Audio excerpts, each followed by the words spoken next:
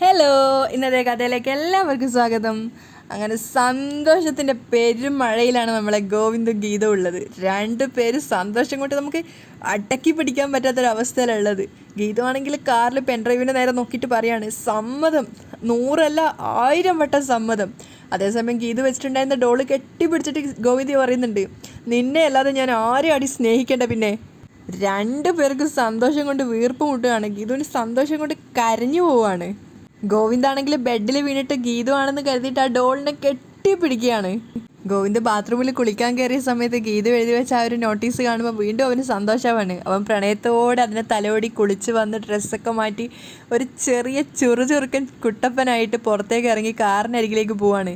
ഗീതു ആണെങ്കിൽ കാറിൻ്റെ ഡോറൊക്കെ തുറന്ന് പുറത്തിറങ്ങി ഡാൻസൊക്കെ കളിക്കുന്നുണ്ട്. ആ സമയത്ത് ചുറ്റിലുള്ള ആൾക്കാർക്ക് അന്തം വിട്ട് ഗീതുവിനെ നോക്കുകയാണ്.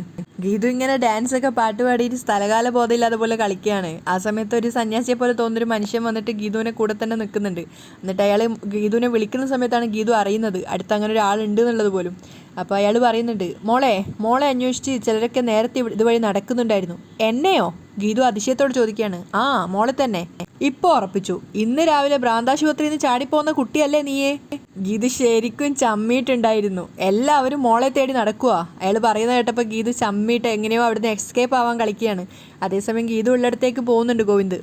ഗീതു ആണെങ്കിൽ വേഗം അയാളിൽ നിന്ന് രക്ഷപ്പെട്ടിട്ട് കാറിൽ കയറി ഡ്രൈവ് ചെയ്യാണ്. രണ്ടുപേരും ഡ്രൈവ് ചെയ്തിട്ട് ഒരു പാലത്തിലെത്തിയ സമയത്ത് രണ്ടുപേരും ഓപ്പോസിറ്റായിട്ട് പോയി. പെട്ടെന്നാണ് രണ്ടുപേർക്ക് തോന്നുന്നത്, അത് ഗീതുവിൻ്റെ കാറല്ലേ, അത് കണ്ണേട്ടൻ്റെ വണ്ടിയാണല്ലോ. അങ്ങനെ രണ്ടുപേരും ഓപ്പോസിറ്റായിട്ട് നിർത്തുകയാണ്. അതിനുശേഷം ഡോറ് തുറന്ന് പുറത്തിറങ്ങി രണ്ടുപേരും പരസ്പരം നോക്കുന്നുണ്ട് പ്രണയത്തോടെ. അതിനുശേഷം രണ്ടുപേരും പരസ്പരം പ്രണയത്തോടെ ഒരുപാട് നേരം കണ്ണിൽ കണ്ട് നോക്കി നിൽക്കുകയാണ്. പിന്നെ ഓടി രണ്ടുപേരും പരസ്പരം വന്ന് മുഖത്തോട് മുഖം നോക്കി അടുത്ത് നിൽക്കുകയാണ്. എത്ര നേരം അങ്ങനെ കണ്ണിൽ കണ്ണിൽ തന്നെ നോക്കി നിൽക്കുന്നത് രണ്ടുപേർക്കും അറിയില്ല. രണ്ടുപേരുടെയും മനസ്സ് നിറച്ചും പ്രണയമാണ്. അവസാനം ഗീതു കുറുമ്പോടെ ചോദിക്കുന്നുണ്ട്, എന്നോട് ഇത്ര ഇഷ്ടമുണ്ടായിട്ടാണോ ഇതുവരെ എന്നോടൊന്നും തുറന്നു പറയാതിരുന്നേ? അപ്പോൾ ഗോവിന്ദു പറയാണ്, അതിപ്പോൾ ഇയാളൊന്നും പറഞ്ഞില്ലല്ലോ. ഞാനൊരു പെണ്ണല്ലേ, തുറന്നു പറയാൻ എനിക്ക് ബുദ്ധിമുട്ടുണ്ടാവില്ലേ? കണ്ണേട്ടനല്ലേ മുൻകൈ എടുക്കേണ്ടിയിരുന്നേ? ഓ, അങ്ങനെ നിർബന്ധം ഉണ്ടായിരുന്നോ? ഗോവിന്ദ് ചോദിക്കുകയാണ്. അതാണല്ലോ നാട്ടു നടപ്പ്, ഗീതു പറയുന്നുണ്ട്. പലവട്ടം ഞാൻ എൻ്റെ മനസ്സിലുള്ളത് നിന്നോട് പറയാൻ ശ്രമിച്ചതാ. അപ്പോഴേക്കും വേറെന്തെങ്കിലുമൊക്കെ കാര്യം പറഞ്ഞ് നീ അതിനെ ഡൈവേർട്ട് ചെയ്യും. ആഹാ, അങ്ങനെയല്ല, പലപ്പോഴും പറയാൻ ശ്രമിച്ചത് ഞാനാ. അതൊക്കെ ഡൈവേർട്ട് ചെയ്ത് വിട്ടത് കണ്ണേട്ടനാ? അയ്യോ അല്ല, ഞാൻ എൻ്റെ പ്രണയം പണ്ടേ പറയാൻ തുടങ്ങിയതാ, നീ ബാംഗ്ലൂരിലേക്ക് പോകുന്നതിന് മുമ്പ് തന്നെ. പക്ഷേ അന്ന് നിന്റെ മനസ്സിൽ അപ്പോഴേക്കും ഗീതു ഇടയിൽ കയറുകയാണ്. അതൊക്കെ എന്തിനാ ഇപ്പം പറയുന്നേ? ഞാൻ ഓർക്കാൻ പോലും ഇഷ്ടപ്പെടാത്ത യാത്രയാ അത്. ശരിയാ, എനിക്കും ആ യാത്രയോട് വെറുപ്പാ. ഇനി ഒരിക്കലും ഞാൻ ആ യാത്രയെക്കുറിച്ച് ഓർമ്മിപ്പിക്കില്ല. എന്നാലും എൻ്റെ പ്രണയം ഞാൻ ഇതുവരെ വെളിപ്പെടുത്താത്ത എന്താണെന്ന് ചോദിച്ചില്ലേ, അതുകൊണ്ട് പറഞ്ഞു പോയതാ, ഒന്നും തോന്നല്ലേ. അപ്പോൾ ഗീതു കുറുമ്പോടെ പറയുന്നുണ്ട്, അത് കഴിഞ്ഞു പ്രണയം പറയായിരുന്നല്ലോ. അതിന് പകരം ഞാൻ ബാംഗ്ലൂരിലെ ഹോസ്പിറ്റലിൽ അങ്ങോട്ടോ ഇങ്ങോട്ടോ എന്നറിയാതെ കിടക്കുന്ന സമയത്ത് ഒരിക്കലും എന്നെ ഭാര്യയായി അംഗീകരിക്കില്ല എന്ന് പ്രതിജ്ഞ ചെയ്തില്ലേ? ഗീതു കരഞ്ഞുകൊണ്ട് കുറുമ്പോടെ പറയാണ്, ഒരു തെരുവ് പെണ്ണിനെ സ്വീകരിച്ചാലും എന്നെ ഭാര്യയായിട്ട് വേണ്ടാന്ന് നിങ്ങൾ പറഞ്ഞില്ലേ? അവൾ ഗോവിന്ദിൻ്റെ ഷർട്ടിന് കുത്തിപ്പിടിച്ച് ചോദിക്കുകയാണ്, അത്രയും മോശമായ വാക്കുകൾ എന്നോട് പറയാൻ പാടുണ്ടോ? അപ്പോൾ ഗോവിന്ദ് സങ്കടത്തോടെ പറയാണ്, പറയാൻ പാടില്ലായിരുന്നു, അതൊരു വാവിട്ട വാക്കായി പോയി. കിഷോറിന് കാശ് കൊടുത്ത് നിന്നെ വാങ്ങി എന്നൊക്കെ പറഞ്ഞപ്പോൾ എൻ്റെ കൈവിട്ടുപോയി. ഗോവിന്ദും കുറച്ചൊരു കുറുമ്പോടെ ദേഷ്യത്തോടെ സംസാരിക്കുകയാണ്. അപ്പം ഗീതു പറയുന്നുണ്ട്, സോറി, ഞാനൊന്നും അങ്ങനെ പറയാൻ പാടില്ലായിരുന്നു.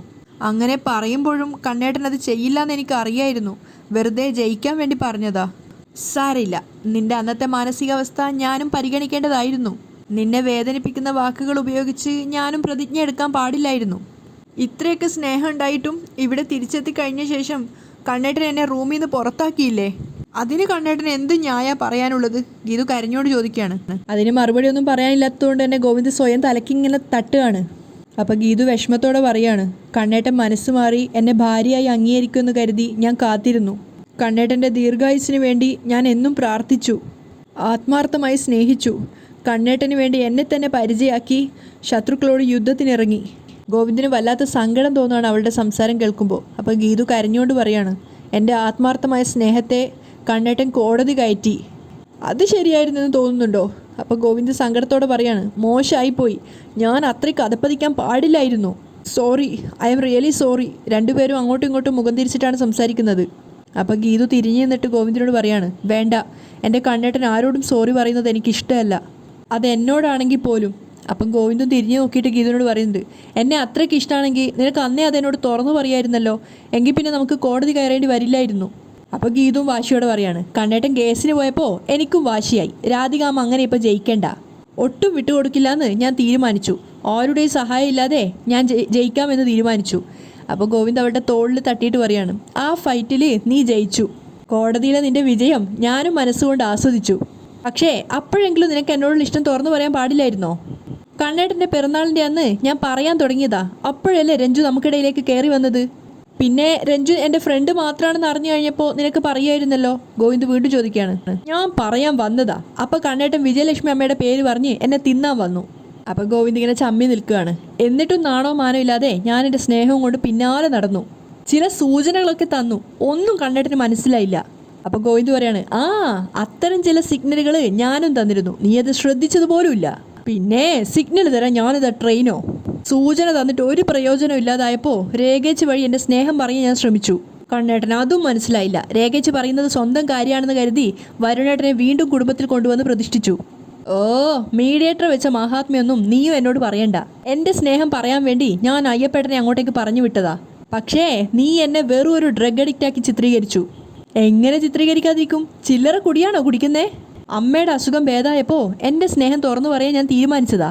കൊള്ളടിച്ച് പൂക്കുറ്റിയായി എല്ലാം നശിപ്പിച്ചില്ലേ? അപ്പോൾ ഗോവിന്ദ് പറയുന്നുണ്ട്, ഞാൻ കുടിച്ചെങ്കിൽ അത് നിന്നോടെല്ലാം തുറന്നു പറയാനുള്ള ധൈര്യത്തിന് വേണ്ടിയിട്ടായിരുന്നു. വേണ്ടി വന്നാൽ ഇനിയും ഞാൻ കുടിക്കും, എന്നിട്ട് നിന്നെ ഇഷ്ടമാണെന്ന് ഇടയ്ക്കിടയ്ക്ക് ഞാൻ പറഞ്ഞുകൊണ്ടിരിക്കും. അപ്പോൾ ഗീതു ഗോവിന്ദിൻ്റെ കണ്ണുകളിലേക്ക് നോക്കിയിട്ട് പറയുന്നുണ്ട്, കണ്ടോ കണ്ടോ, ഇപ്പോഴും സ്നേഹം മാത്രമില്ല, വെറുതെ എന്നോട് വഴക്കുണ്ടാക്കുക. ഓ പിന്നെ നീ ഇപ്പം എന്നെ സ്നേഹിച്ചങ്ങ് കൊല്ലുമല്ലേ? ആ, ഞാൻ എൻ്റെ സ്നേഹം കൊണ്ടാണ് വഴക്കിടുന്നതെന്ന് നിങ്ങൾ എന്താ മനസ്സിലാക്കാത്തേ? ആ മനസ്സിലാക്കൽ ഇങ്ങോട്ടും വേണം. ഞാൻ വഴക്കിടുന്നത് ഇഷ്ടം കൊണ്ടാണെന്ന് നീ എന്താ മനസ്സിലാക്കാത്തത്? ഗോവിന്ദൻ തിരിച്ചു ചോദിക്കുകയാണ്. ഞാനോ മനസ്സിലാക്കുന്നില്ലെന്നാണോ പറഞ്ഞു വരുന്നേ? പറ, ഞാനല്ലാതെ ആരാ നിങ്ങളെ മനസ്സിലാക്കുന്നേ? എനിക്കിപ്പോൾ അറിയണം, പറ. ഗോവിന്ദൻ്റെ ഷർട്ടിന് കുത്തിപ്പിടിച്ചിട്ടാണ് ഗീതു ചോദിക്കുന്നത്. കൂടുതൽ ഡയലോഗൊന്നും വേണ്ട. ഇതൊക്കെ സഹിക്കാൻ പറ്റുമെങ്കിൽ ഇന്ന് മുതൽ കോൺട്രാക്റ്റ് ഒക്കെ മാറ്റിവെച്ച് എൻ്റെ റിയൽ ഭാര്യ ആയിക്കോ. ഓഹോ, എങ്കിൽ ഞാനും വെല്ലുവിളിക്കുന്നു. ധൈര്യം ഉണ്ടെങ്കിൽ നിങ്ങൾ എൻ്റെ റിയൽ ഭർത്താവായിട്ട് കാണിക്കേ. നിന്റെ വെല്ലുവിളി ഞാനും സ്വീകരിച്ചിരിക്കുന്നു. ഇന്ന് മുതൽ നമ്മൾ അംഗം കുറിച്ചിരിക്കുന്നു. ഞാനും. രണ്ടുപേരും കണ്ണുകൊണ്ട് പോരുകോഴികളെ പോലെ നോക്കുകയാണ്. പ്രണയം തുറന്നു പറയാൻ വന്ന രണ്ടുപേരാണ്. പക്ഷെ നല്ല രസമുണ്ടായിരുന്നു രണ്ടുപേരുടെ ഇത്. രണ്ട് ഭാഗത്തേക്ക് തിരിഞ്ഞതിന് ശേഷം രണ്ടാളും സ്റ്റെക്കായിട്ട് നിൽക്കുകയാണ്. എന്നിട്ട് തിരിഞ്ഞു നിന്നിട്ട് ഗോവിന്ദ് ചോദിക്കുകയാണ്, ഇപ്പം നടന്നതൊരു പ്രപ്പോസൽ സീനല്ലേ? അപ്പോൾ ഗീതുവും പറയുന്നുണ്ട്, എനിക്കും അങ്ങനെ ഒരു സംശയമുണ്ട്. സംശയമല്ല, അതാ സത്യം. ഞാൻ വാശിക്ക് പ്രപ്പോസ് ചെയ്തു, നീ കട്ടക്കലിപ്പിൽ അത് അക്സെപ്റ്റ് ചെയ്യുകയും ചെയ്തു. അപ്പം നാണത്തോടെ ചിരിച്ചിട്ട് ഗീതു പറയാണ്, നമുക്കിങ്ങനെ ഒടക്ക ലൈനേ പറ്റുള്ളൂ എന്ന് തോന്നുന്നു. റിയലി ഇതാ ഗീതാ ഗോവിന്ദ പ്രണയത്തിൻ്റെ ഒരു ബ്യൂട്ടി, ഗോവിന്ദ് പറയാണ്. എന്നിട്ട് കരയുന്ന ഗീതുവിൻ്റെ മുഖം അവൻ കൈക്കുള്ളിലെടുക്കുകയാണ്. ശേഷം രണ്ടുപേരും കെട്ടിപ്പിടിക്കുകയാണ്.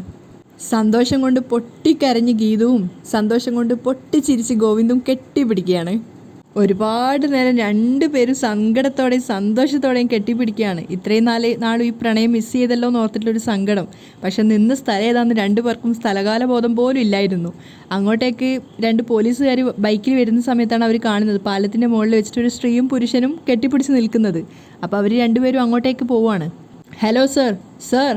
അപ്പോഴാണ് രണ്ടുപേരും ഞെട്ടിയിട്ട് നോക്കുന്നത്. ഗോവിന്ദ് അയ്യേ ചമ്മി. അപ്പോഴാണ് ഗീതുവും ചുറ്റുവട്ടം നോക്കുന്നത്, ഇതൊരു പബ്ലിക് പ്ലേസ് ആണെന്നുള്ള കാര്യം. നമസ്കാരം, ഗോവിന്ദ് പോലീസുകാരോട് പറയാണ്. അപ്പോൾ അവർ പറയുന്നുണ്ട്, നിങ്ങളൊക്കെ പക്വതയുള്ള ആൾക്കാരല്ലേ, സമൂഹത്തിന് മാതൃകയാവേണ്ടവർ. അങ്ങനെയുള്ള നിങ്ങളൊക്കെ ഇങ്ങനെ പരസ്യമായി ചെയ്യുന്നത് നല്ലതല്ല. എവിടെയെങ്കിലും പോയി റൂം എടുത്തോളൂ.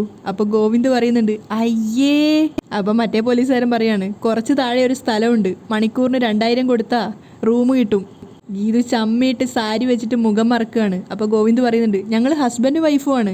ഗീതു പറയുന്നുണ്ട്, എന്നിട്ട് താലി എടുത്ത് അവൾ കാണിച്ചു കൊടുക്കുകയാണ്. ദാ താലി കണ്ടോ? അപ്പോൾ പോലീസുകാരൻ പറയുന്നുണ്ട്, അവിടെ റൂം എടുക്കുന്നവരെല്ലാം ആരുടെയെങ്കിലും ഹസ്ബൻഡും വൈഫും ആണ്. അയ്യോ അവിഹിതമൊന്നുമല്ല, ഗീതു പറയുന്നുണ്ട്. ഗോവിന്ദും പറയാണ്, അവിഹിതമൊന്നും ഇല്ല, ഞങ്ങളെ യഥാർത്ഥ ഹസ്ബൻഡും വൈഫുവാ, ഞങ്ങൾ തന്നെ ഹസ്ബൻഡും വൈഫുവാ. എന്നാൽ പിന്നെ വേഗം വീട്ടിൽ പോകാൻ നോക്ക് സാറേ. പോലീസുകാരെ അത് പറഞ്ഞിട്ട് അവർ രണ്ടുപേരും പോവാണ്. ചമ്മി നിൽക്കുകയാണ് ഗീതുവും ഗോവിന്ദും. എങ്കിൽ വാ നമുക്ക് വീട്ടിൽ പോവാം, ഗോവിന്ദ് പ്രണയത്തോടെ പറയാണ്. അപ്പോൾ ഗീതു പറയുന്നുണ്ട്, ഹോസ്പിറ്റലിൽ വിളിച്ച് ഞാൻ വരുന്നില്ല എന്ന് പറയണം. എങ്കിൽ അപ്പോഴേക്കും ഞാൻ അജാസിനെ വിളിച്ച് കാർ വീട്ടിലെത്തിക്കാൻ പറയാം, ഗോവിന്ദ് പറയാണ്. അപ്പോൾ ഗീതു പറയുന്നുണ്ട്, എൻ്റെ കാർ ഞാൻ എടുത്തോളാം. അപ്പോൾ ഗോവിന്ദ് അവളെ പിടിവിടാതെ പിടിച്ചിട്ട് പറയാണ്, നമ്മളിനി ഒരുമിച്ചേ പോവൂ, ഒരു കാലത്തും ഞാൻ ഈ പിടി വിടില്ല മോളെ എന്ന് പറഞ്ഞ് ഗീതുവിൻ്റെ കൈ ചേർത്ത് പിടിക്കുകയാണ്. അപ്പോൾ ഗീതുവും തിരിച്ചു പറയുന്നുണ്ട്, പിടി വിട്ടാലേ ഇടി വാങ്ങും മോനെ. ഗീതുവിൻ്റെ ചേർത്ത് പിടിച്ച കൈകളിൽ ചുംബിക്കാൻ ശ്രമിക്കുകയാണ് ഗോവിന്ദ്. അപ്പോൾ ഗീതു കൈ പിൻവലിക്കുന്നുണ്ട്. എന്നിട്ട് ചുറ്റിലും കാണിക്കുകയാണ് പബ്ലിക് പ്ലേസ് ആണെന്ന്. അതിനുശേഷം രണ്ടുപേരും ഗോവിന്ദിൻ്റെ കാറിലാണ് വീട്ടിലേക്ക് വരുന്നത്. ആ സമയത്ത് ഗിയറിന് അടുത്ത് വെച്ചിട്ടുണ്ടായിരുന്ന ഗീതുവിൻ്റെ കൈകളിൽ ഗോവിന്ദ് ഇങ്ങനെ വെറുതെ പിടിച്ചുകൊണ്ടിരിക്കുന്നുണ്ട് പ്രണയത്തോടെ. ഗീതു അത് എൻജോയ് ചെയ്യുന്നുണ്ടായിരുന്നു. അപ്പം ഗോവിന്ദ് ചോദിക്കുകയാണ്, അവളിങ്ങനെ കൈ പിൻവലിച്ചുകൊണ്ടിരിക്കുകയാണ്. ഗോവിന്ദ് പിടിക്കുമ്പോൾ വീണ്ടും എടുക്കും, പിന്നെയും വെക്കും, അങ്ങനെ. അപ്പം ഗോവിന്ദ് ചോദിക്കുകയാണ്, ഓ അപ്പോൾ പണി തരുവാണ്. Yes, you touch if you can. Geethu തമാശയാക്കാണ്. എന്നിട്ട് വീണ്ടും ഗീതു ഗോവിന്ദിനെ പറ്റിക്കാൻ വേണ്ടിയിട്ട് കൈ ഇങ്ങനെ വെക്കുകയും വലിക്കുകയൊക്കെ ചെയ്യുകയാണ്. അങ്ങനെ കുറച്ച് നേരം ശ്രമിച്ചപ്പം ഗോവിന്ദിൻ്റെ കൈ അറിയാതെ അവിടെ ഡാഷ്ബോർഡിന് തട്ടുകയാണ്. അപ്പോൾ ഗോവിന്ദ് വേദന കൊണ്ട് ഇങ്ങനെ പൊളയും. അയ്യോ അടിച്ചോ സൂക്ഷിക്കണ്ട കണ്ണേട്ടാ എന്നൊക്കെ പറഞ്ഞ് ഗീതു ഗോവിന്ദിൻ്റെ കൈകൾ തടവി കൊടുക്കുകയാണ്. അതിനുശേഷം ഗോവിന്ദിൻ്റെ കൈകളിൽ അവൾ ഉമ്മ വെക്കുന്നുണ്ട്. ആ സമയത്ത് ഗോവിന്ദ് ഇങ്ങനെ പറ്റിച്ചൊരവസ്ഥയിൽ നിൽക്കുകയാണ്. കാരണം അവളുടെ കിസ്സിന് വേണ്ടി അവൻ മനഃപൂർവ്വം കളിച്ചതാണ്. അത് മനസ്സിലായിട്ട് ഗീതു ചോദിക്കുന്നുണ്ട്, ഓഹോ അപ്പം അടവായിരുന്നല്ലേ. എന്നിട്ട് ഗോവിന്ദിൻ്റെ കൈ അവൾ മാറ്റുകയാണ്. എന്നിട്ട് ഗീതു ദേഷ്യത്തോടെ ഗോവിന്ദിനെ കുറേ പിച്ചയും മാന്തൊക്കെ ചെയ്യും. എന്നോട് കളിച്ച് ഇങ്ങനെ ഇരിക്കും എന്നൊക്കെ പറഞ്ഞ് കുറേ ഇടിക്കുകയൊക്കെ ചെയ്യാണ്. അപ്പോൾ അവസാനം ഗോവിന്ദ് വേദനിച്ചിട്ട് നാക്കും. അപ്പോൾ ഗീതു ചോദിക്കുന്നുണ്ട്, അയ്യോ വേദനിച്ചു ശരിക്കും, കളിക്കല്ലേ. പിന്നെ കൈ അനക്കാൻ വയ്യ. ഗോവിന്ദ് വയ്യാത്ത പോലെ പറയാണ്. അപ്പോൾ ഗീതു വീണ്ടും ഷോൾഡറിലും കിസ് ചെയ്യുന്നുണ്ട്. ആ സമയത്ത് അതും ഗോവിന്ദ് എൻജോയ് ചെയ്യാണ്. അവസാനം ഗീതുവിൻ്റെ കൈയെടുത്ത് ഗോവിന്ദ് തന്നെ മനഃപൂർവ്വം അവൻ്റെ കവിളിനടിക്കുകയാണ്. അപ്പം ഗീതു ചോദിക്കുന്നുണ്ട്, അയ്യോ എന്താ കണ്ണേട്ടി കാണിച്ചേ. അയ്യോ എന്താ വേദന. ഗീതു കിസ് ചെയ്യാൻ വേണ്ടിയിട്ടാണ് ഗോവിന്ദ് മനഃപൂർവ്വം അവൻ്റെ കവിളിലടിച്ചത്. ഗീതുവിന് അത് മനസ്സിലായിട്ട് അവൾ പറയുന്നുണ്ട്, പോ അവിടുന്ന് പോ കണ്ണേട്ടാ. അപ്പോൾ ഗോവിന്ദ് നാണത്തോടെ ചിരിക്കുകയാണ്. അവസാനം ഗോവിന്ദ് വണ്ടി സൈഡ് ഒതുക്കുകയാണ്. എന്നിട്ട് ഗീതുവിനെ നോക്കിയിട്ട്, പ്ലീസ് ഒരെണ്ണം പോ കണ്ണേട്ടാ. ഗീതു നാണത്തോടെ പറയാണ്. ആരുമില്ല. ഗീതു ചുറ്റിലും ഇങ്ങനെ നോക്കിക്കൊണ്ട് നിൽക്കുകയാണ്. പെട്ടെന്ന് താ. അവസാനം ഗീതു ഗോവിന്ദിനെ ചേർത്ത് പിടിച്ച് അവൻ്റെ കവിളിലൊരു ഉമ്മ കൊടുക്കുന്നിടത്താണ് ഇന്നത്തെ എപ്പിസോഡ് വൈൻഡപ്പ് ചെയ്യുന്നത്. അങ്ങനെ ജിജിയുടെ കഥ മൊത്തം മാറുകയാണ്. അടിപൊളി എപ്പിസോഡാണ് കേട്ടോ.